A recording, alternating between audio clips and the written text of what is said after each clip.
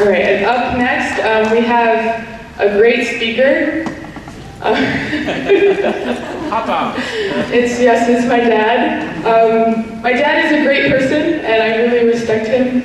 And I think he has a lot prepared for today. He works really hard to prepare it. He stays up all night usually. So just please love him and support him, and I have confidence that God will speak through him. So thank you.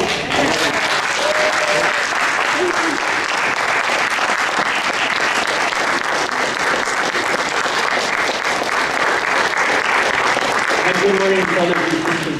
Thank you so much.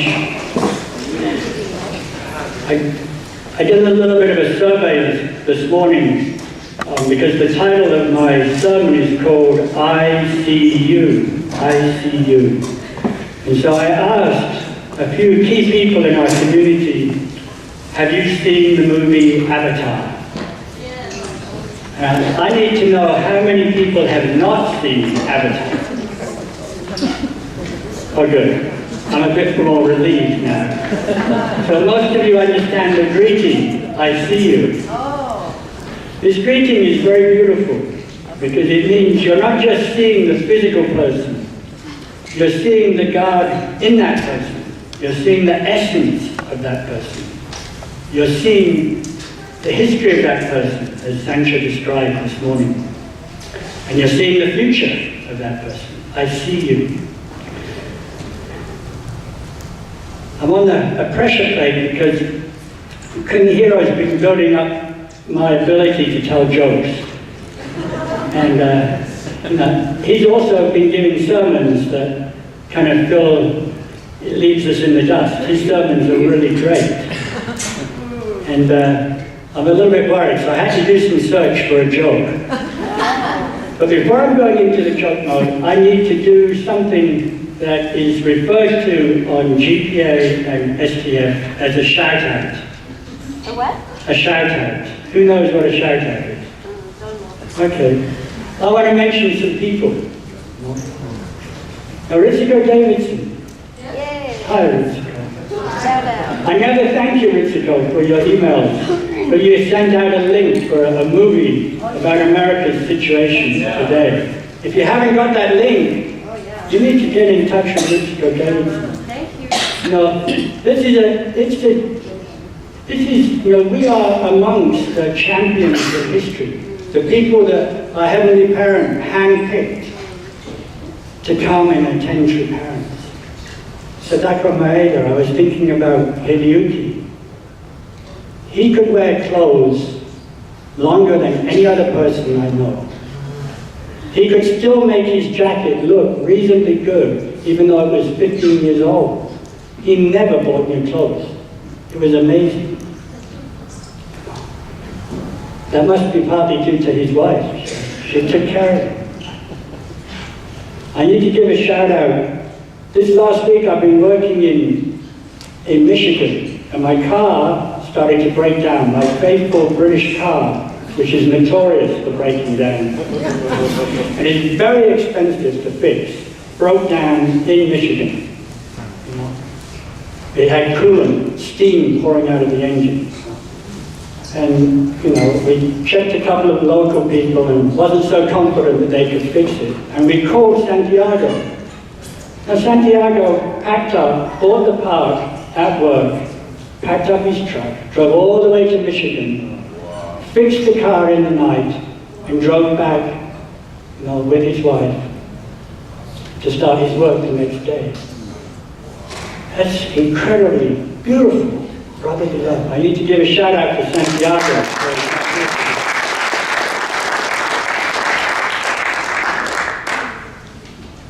So, if you haven't heard, there is actually a new chapter of Genesis.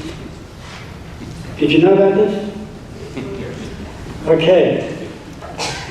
A newly discovered chapter of the book of Genesis has provided answers to where do pets come from. Adam said, Lord, when I was in the garden, you walked with me every day. Now I do not see you anymore. I'm lonesome, and it is difficult for me to remember how much you love me. And God said, no problem. I will create a companion for you that will be with you forever and who will be a reflection of my love for you, so that you will love me even more when you cannot see me. Regardless of how selfish or childish or unlovable you may be, this new companion will accept you as you are and will love you as I do, in spite of yourself. And God created a new animal to be the companion of Adam. Anybody know what this animal is?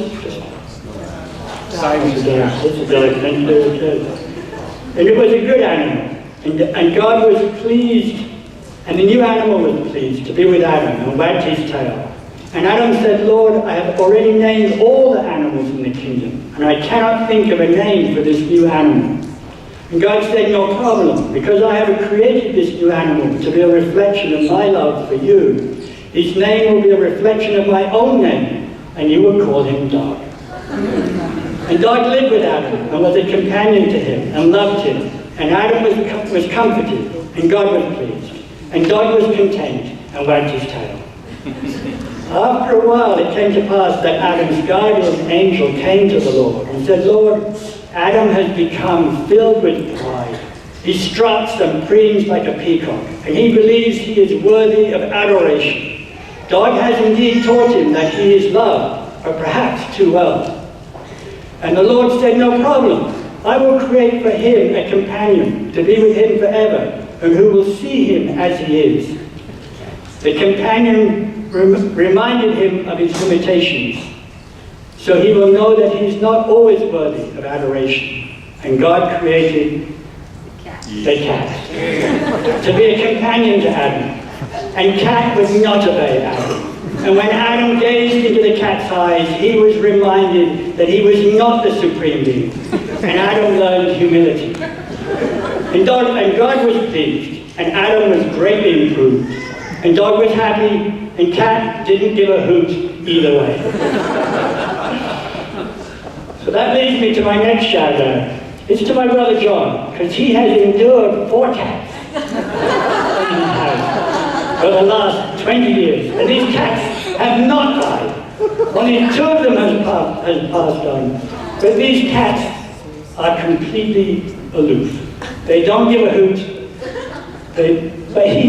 Actually, I need to give him a shout out for another reason, I don't know if you realize, but he has been pushing some amazing spirit work recently. And he has a lot of energy and passion, Change comes when there's energy and passion and investment.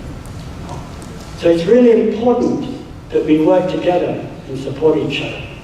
So I really need to give a shout out to my brother, because he's getting up every day in the middle of the night, more early than I get up to practice for my sermons, because God is talking to him and things are happening. So I need to give a shout out to my brother.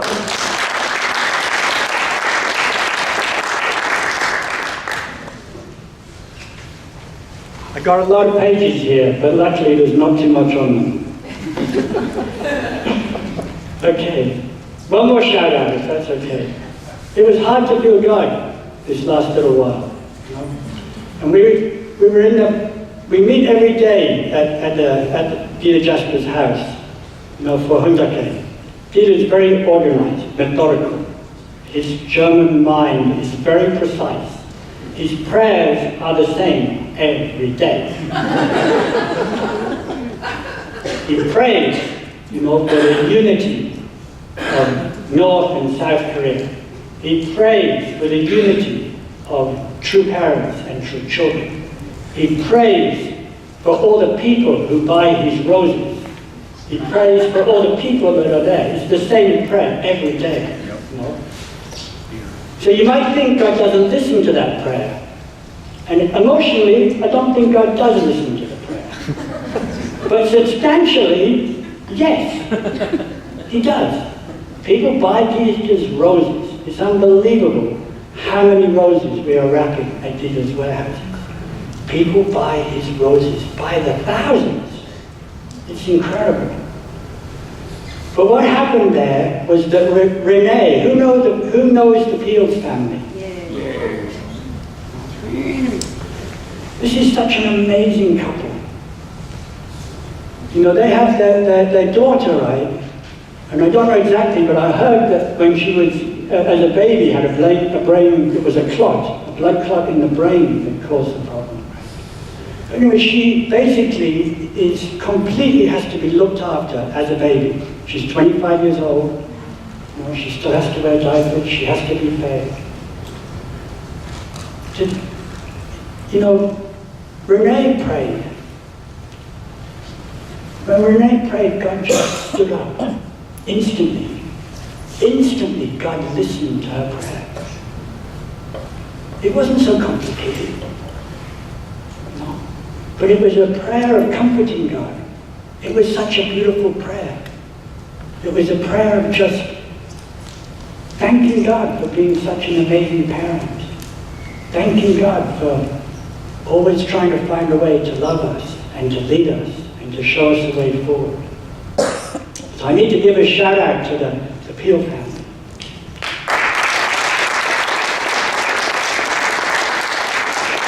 And one more quick shout out. You know that film that we had when what we were singing? We were singing the song and the guy standing there, you know, with the light going through his hair. That reminds me of this great man here, Hiroshi-san. He's cut his hair a bit, so it's not quite so curly. But he is a champion, you know. Ruth Beaver gets quite a lot of recognition because of her effort to witness all the time. But this man goes out every day in the cold and works long hours. Amen. You know, it's incredible how hard he works to keep his family fed and to keep the roof over their heads. So I need to give a shout out to that great man.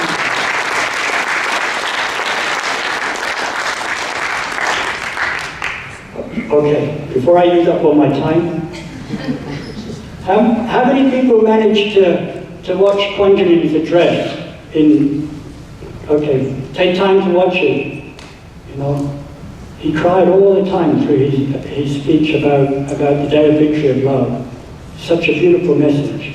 But I want to follow what he does. He actually reads Father's speech at the beginning of his message.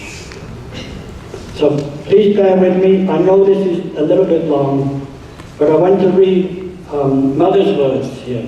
And these are words that were given at the Top Gun workshop in Korea, December the 2nd. But these words were given to the wives of the brothers who were attending the workshop. Let me get some glasses.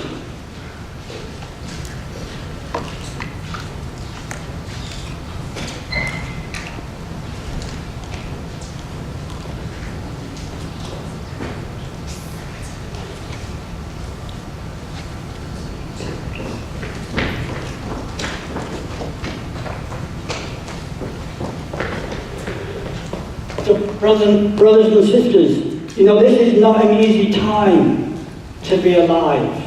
It's a great time, but it's not an easy time. You know? Because there's so much stuff that's been going on. But I want to go back to the title of the sermon before I read these words. I see you. What you see determines a lot of how you feel. So it's really important. Divine principle teaches us to discover what is God's viewpoint.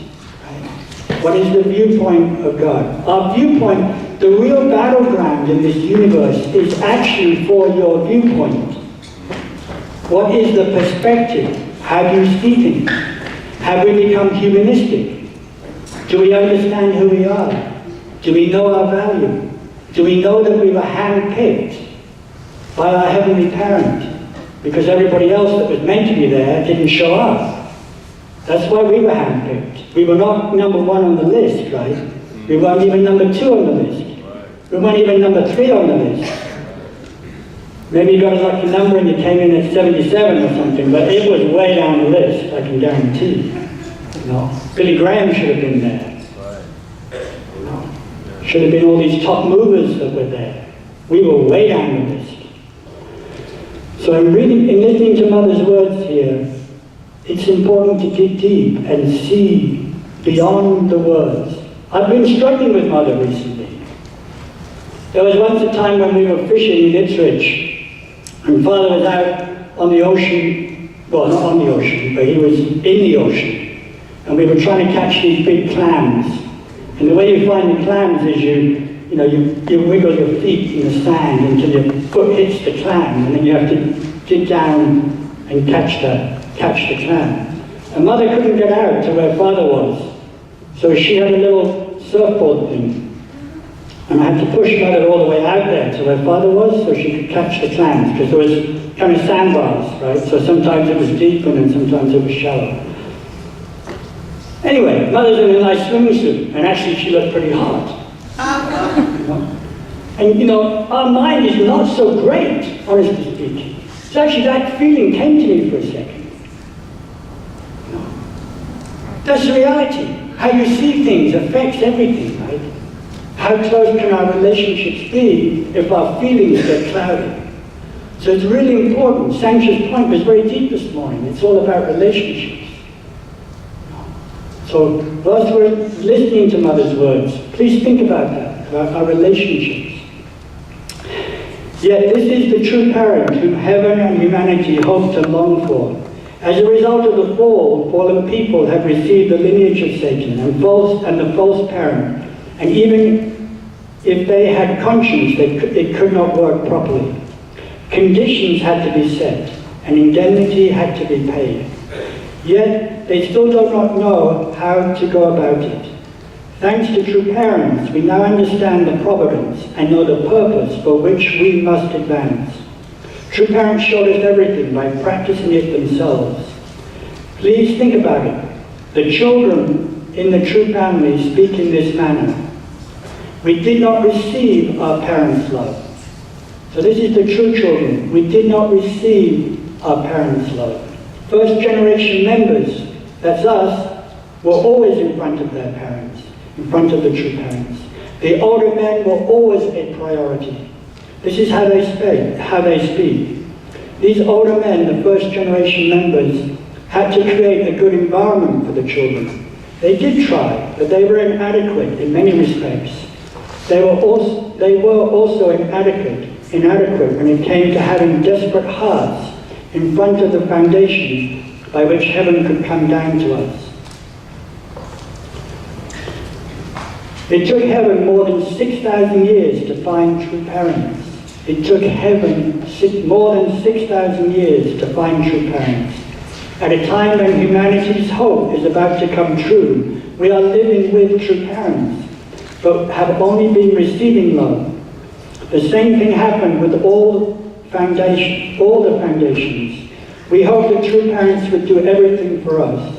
We did not fulfill our responsibility as their children and as blessed families.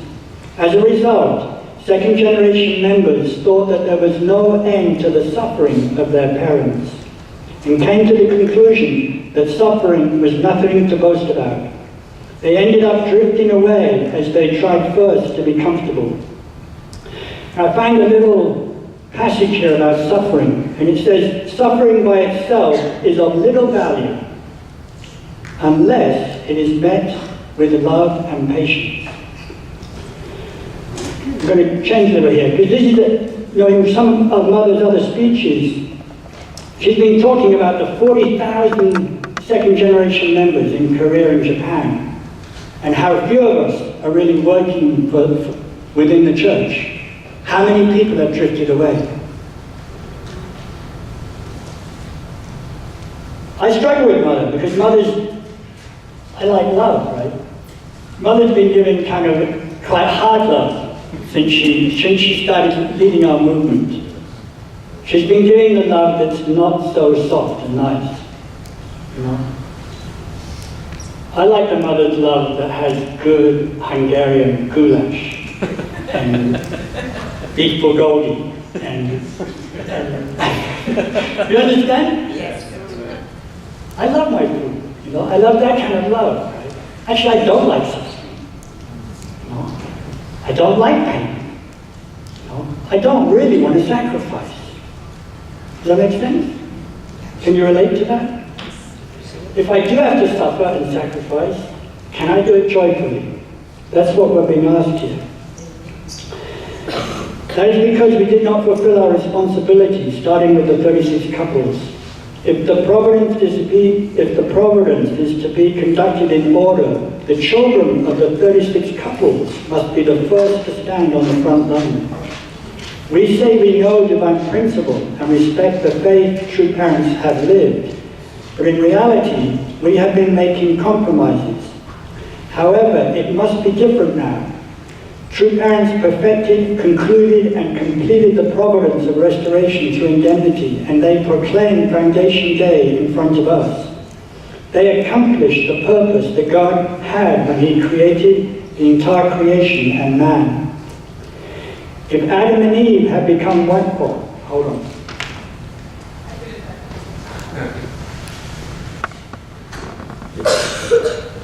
If Adam and Eve had become one with God 6,000 years ago, a new providence would have been achieved then.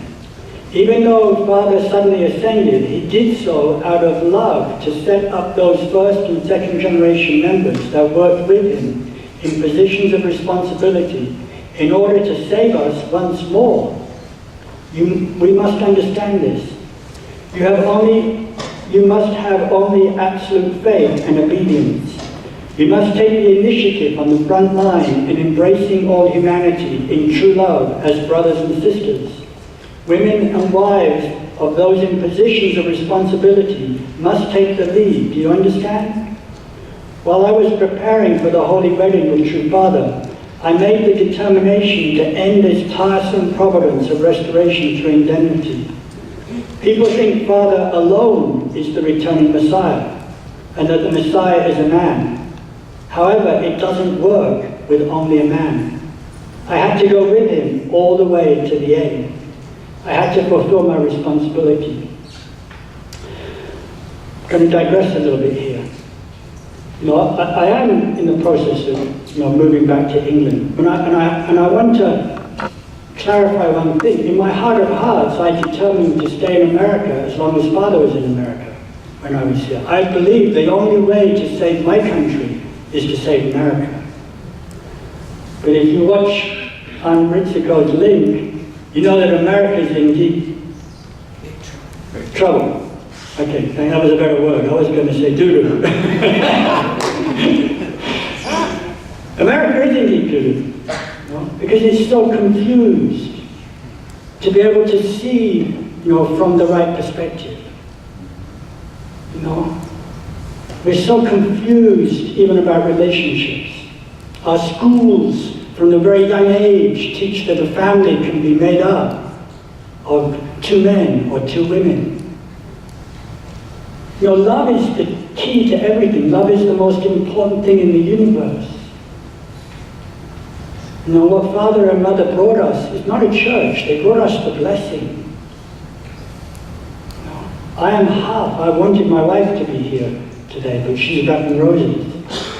But I'm only half of me. Maria is my other half. That's how our Heavenly Parent made us, right? But America is confused today, brothers and sisters. But I never thought really about having to attend Mother. I have to confess this one. It adds a whole different dimension in one sense to our faith, right? Is Mother the first person that has moved, from the fallen world into the direct dominion of God? If we believe in divine principle, yes. Mother is the first person that managed to move through all the struggles and difficulties of restoring love to be able to be one with Father. And if we're following divine principle, it must mean that God is going to be working through Mother at the moment. But just like the title of my sermon, I See You, means that it's what we see that counts. We have to find God in that situation. As I remember before, Ron, right? I think I said this is my mom's book of faith. This is the Quaker book. All of the advices and queries for a religious life are in this little book. This is one of Father's books. For those of you, if you can't, this is one of Father's books, right? There are so many of Father's books. Again, this is my mum's book. Actually, it's much easier. If love had been easy to fix, God would have done it a long time ago, brothers and sisters. He would have done it a long time ago. But love is really difficult to fix. You know? The problems that my children face are because of love that we were trying to fix, right? As couples, we thought we could solve all the problems. That we could fix. As blessed couples, we thought that we would be the last problems in our families, right? That the lineage going forward would have no more problems. Luckily, my brother's educated me. John told me there aren't any more problems. There's situations. It's not a problem, it's a situation. I have a situation where none of my children are blessed. That's a situation, right? For me, the blessing is the most important thing in the world. Honestly speaking, I am not so concerned about church. The blessing I am concerned about. Because I know that in this universe there are 5 billion doors. I don't know how many there are. How many homes are there in this universe? Behind every door, every home, there is a family. And that's where God wants to live, in every family, behind every door. He wants to be able to exist in that relationship, behind that door. He wants to enjoy that couple when they're having sex at night. He wants to be there. He wants to hear the laughter behind that door. He wants to hear the joy of that family. God wants to live there with Steve Memora and his family. I have a confession to make. Steve, you sent out a very good email concerning the church properties. It was a good email. Concern for the future of the church properties.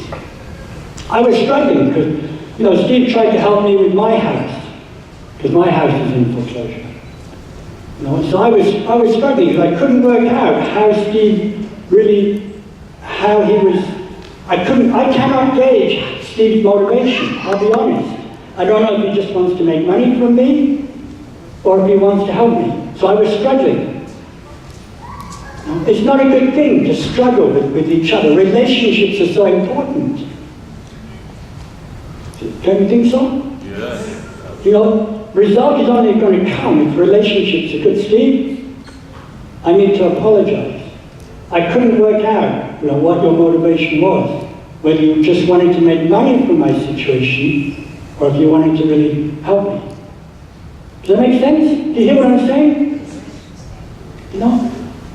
It's really important, brothers and sisters, because we are the ones that were handpicked by Heavenly Parent. We came here not because we chose to come here. You've seen pictures of my house in England, my parents' house. It's such a beautiful house, like Belvedere. It's much nicer to be living in that kind of house, right? I understand why our children are struggling, with following the parents. I would be struggling, Okay, where were we? You clearly understood the second part of the principle, right? I had to set them up. Indemnity conditions all by myself. This is mother. That is different. That is the difference between you and me. I also had many critical moments. However, I was single-hearted in my devotion to liberate God. That is why I am confident in front of humanity as the true parent. Next slide. Thank you. With the Top Gun workshop conducted, you must become one with me.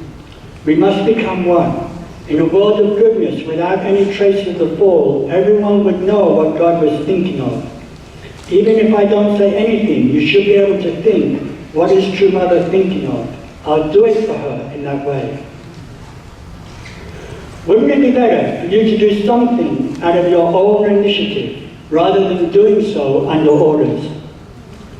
Should this be the way it should be done? In this life, you should be able to bring together all blessed families who are your brothers and sisters. Physical life is short. No matter how long we may live, we cannot guarantee living 100 years in good health. Don't you have to at least ensure that when blessed second-generation members and your sleeping brothers and sisters go to the spirit world, they are able to confidently raise their heads and live in gratitude to you, saying, thanks to you, I could grow this much. If you think of them as your brothers and sisters, can you leave them alone? It is my hope to put everything in order. So I've been thinking about that a lot. What is a mother's hope? Ritika, you have 5 children, right? What is a mother's hope? Mother's hope. Yeah. I want them to be just like cross the God and save goals and Okay. practice with love. Practice that. To fulfill the 3 blessings. Okay. How about your mother? Well, what is her destiny now, right? How is she going to bring all her children together? And I don't mean us, I mean her family. Her family together. We don't know what she has to do, right, to bring her family together. We can be very quick to judge. I was very quick to judge Steve's motivation, and I repented for it. You know? But we are quick to kind of have a critical eye, you know.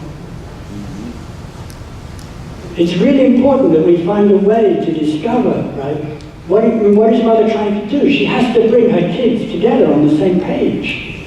It doesn't matter that people make mistakes, brothers and sisters. Mistakes are not a problem, honestly speaking. You know, when Adam and Eve fell, it could have been fixed in an instant. Sex really is not a problem. The problem is not being able to talk about it. That's the problem. When God talked to Adam and Eve and said, hey, what happened? How come you're scared now? You've got to hide your lower parts. What happened? What happened? Adam said, oh, I don't know. It was that woman that you gave me. She's the problem. And what did he say? Oh, it was that archangel. So both of them denied that a mistake happened. Mistakes are not a problem. You're going to make mistakes, right? Absolutely we're going to make mistakes. But the problem is not making the relationship. Like Tadamichi said today, you have to make the relationships. If you make the relationships, things become clear and solutions are there. That's why Brother John is talking about. He's talking about dialogue for our church, for our community. No, the way forward is through dialogue. Trying to understand how we can progress and move forward. Now this next slide is going to take 3 minutes, and I'm sorry if you're getting tired and sleepy and bored. But if you haven't seen this movie, it's the highest grossing movie of all time. So please take time to watch it.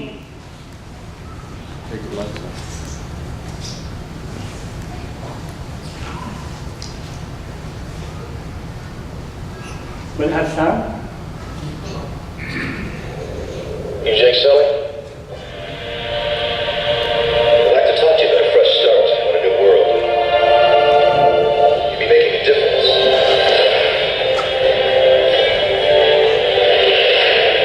I gave him a reading for the hardship. Told myself I can pass any test a man can pass. All I ever wanted was a single thing worth fighting for. Ladies and gentlemen, you are not in Kansas anymore. You are on Pandora.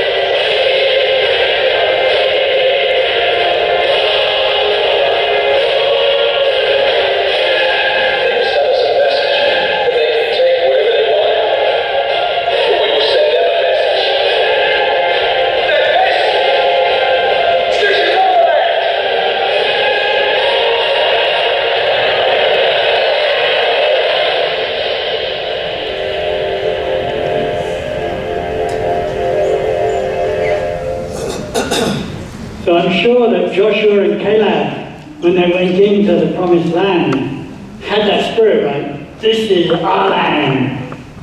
This is our land. This is the time we're living in. You know, this is an amazing,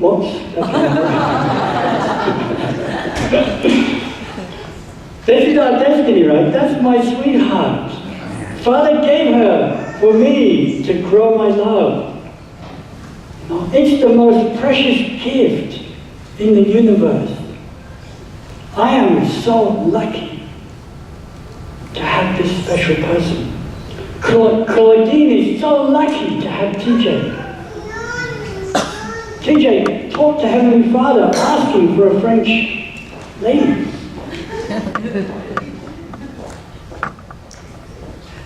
Each one of us, right? We are so lucky to have each other. Would you trade your sweetheart for anybody else? Ron. Okay. It's not easy, people. Blessing is really hard. It's hard work. It's so beautiful seeing Jonathan and Yuri together. It's hard work, the blessing. There's going to be mistakes. Sometimes you're going to step in the doo-doo. But the thing is, it's where we grow so much.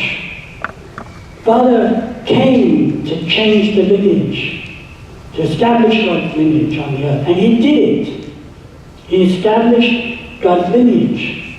God walked on the earth with Father and solved each problem centering upon true love. Right? And mothers continue the same path. No? It's a relay race, right? Jesus started it, Father and Mother continued it, and each one of us is continuing it. No? The quality of love is the only thing that will bring peace to this world. No?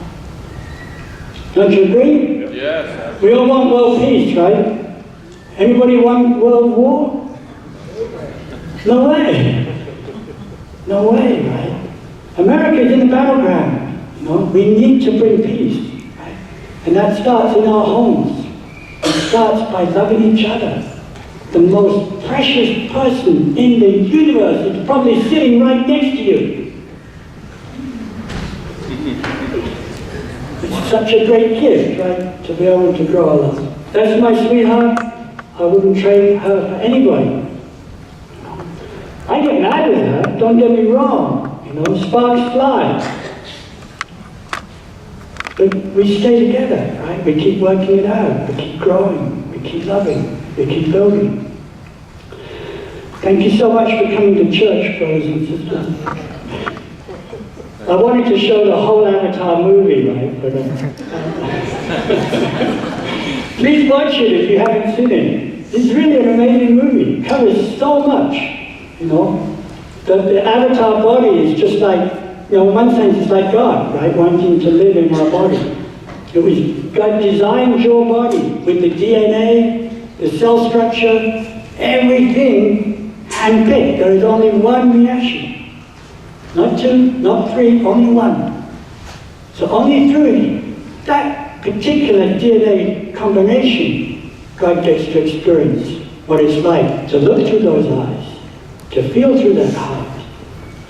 And then when he couples with his wife, it's magnified. It's really precious. It's an amazing creation. There's Kari and Dan, so beautiful. Thank you so much. Please join me in prayer.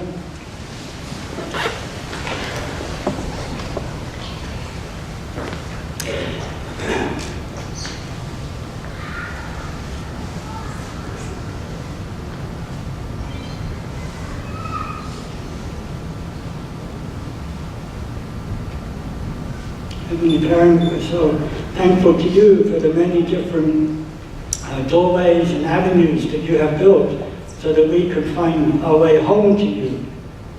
We understand it's been really difficult for you to be able to restore love on this earth. And you have had to endure a great deal of heartache and difficulties and sorrows as you've seen us as your children, of course, multitudes of problems and not problems, situations. We have caused so many situations that didn't allow you to be able to manifest your presence or your love, because you are a harmonized being of dual characteristics. And we can only get to experience you when we create harmony, when we create the kind of relationships that allows your presence to become a part of our lives. So we hope and ask your presence to be with each one of us as we reflect on our effort to build a relationship with you.